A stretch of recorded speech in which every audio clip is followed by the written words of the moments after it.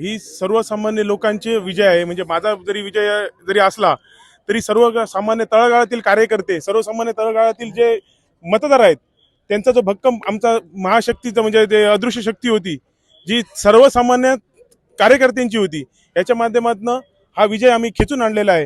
ही जी दडपशाही हुकुमशाही या मतदारसंघात चालली होती ते लोकांनी त्याला घरी बसवलंय। म्हणजे सर्व पद आपल्याच घरात आणि जी धनशक्तीची लढाई होती ती जनशक्ती नक्कीच जिंकली आहे आणि येणाऱ्या काळामध्ये कोलगाव जिल्हा परिषद मतदारसंघाचा विकास आम्ही नक्कीच करू। विजयाचं श्रेय कोणाला देणार?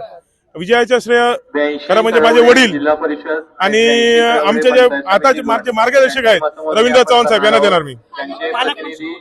उमेदवार आपण अपक्ष निवडून आला, भविष्यात कुठल्या पक्षात जाणार? नाही, आम्ही जय चव्हाण साहेब सांगतील त्या पद्धतीने आम्ही काम करू। कृपया आपण मतमोजणी हॉलमध्ये प्रवेश करावा। मतमोजणी आपण सुरू करणार आहोत।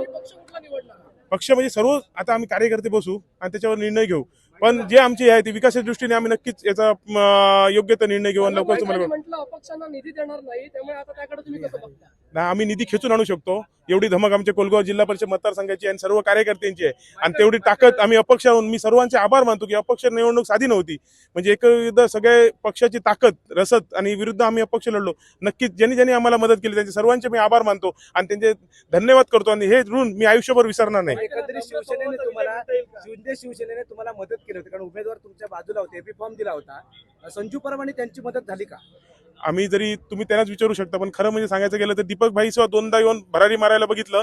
गेल्या जिल्हा परिषद सुद्धा माझ्या विरोधात त्यांनी काम केलं। मी म्हणजे शिवसेनेत काम करत होतो, त्यांनी भरारी मारली होती, पण तेव्हा सुद्धा ते नाकी पडले आणि आता ते तोंड कशी पडले आहेत। म्हणजे ह्या टायमाला सुद्धा आले होते की माझा कुठलाही त्यांचे उमेदवार जे त्यांना अधिकृत उमेदवार माझ्याबरोबर होते, माझ्या पॅनल बरोबर, आणि तरी पण ते भाजपला मिळाले होते। म्हणजे दर टायमाला ते स्वभाव आहे की विरुद्ध दिशेने काम करायचं आणि कसं आहे हा त्यांना चपराक आहे। म्हणजे येणे म्हणजे त्यांना 4 दिवस झोप पडणार नाही आणि ही सुरुवात आहे। म्हणजे कसं आहे जे त्यांचा स्वभाव आहे बोलायचं एक आणि करायचं एक, हे ते नाके तुणी पडलेले आहेत। दीपक केसरकरांना मी सांगाय की करताना आपल्या कार्यकर्त्यांच्या जीवावर म्हणजे जे तुम्ही आमदारकी भोगता त्यांनाच गाडायचं काम जे करताय ते कुठेतरी तुमच्या भविष्यातल्या इलेक्शन मध्ये तुम्हाला नक्कीच जनता इथले जास्त दाखवेल।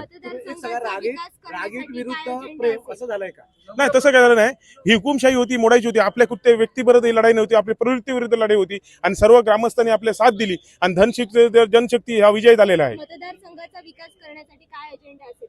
नक्कीच आपण सामाजिक आपलं काम चालूच आहे, पण भविष्य दृष्टीने रोजगारच्या दृष्टीने आपले प्रयत्न चालू आहेत आणि त्या दृष्टीने आपली सर्व टीम असतील, काजरेकर असतील, मॅडम असतील, आता टीव्ही मॅडम निवडून आले आहेत, बाकी सर्व आमचे जर आमचे पंचायत समिती थोड्या मताने जरी हे आले असतील तरी नक्कीच त्यांना साथ घेऊन आम्ही विकासाचा झेंडा नक्कीच फडकवू। विजयाचं श्रेय जे आहे ते कोणाला देणार? हे विजयाचे आमचे जे वडील आहेत, जे स्वर्गवासी फ्रान्सिस तमा डिसोजा यांनी जे कार्य केलं होतं आणि त्यांना आणि मी ज्यांच्या मार्गदर्शनाखाली काम करत आहे रवींद्र चव्हाण साहेबांना देणार आहे। अदृश्य शक्ती तर तुमच्या पाठीशी मोठ्या प्रमाणात होती, ती रवींद्र चव्हाणांची होती की मुख्यमंत्र्यांची होती? नाही, अदृश्य शक्ती ही सर्वसामान्य जनतेची होती।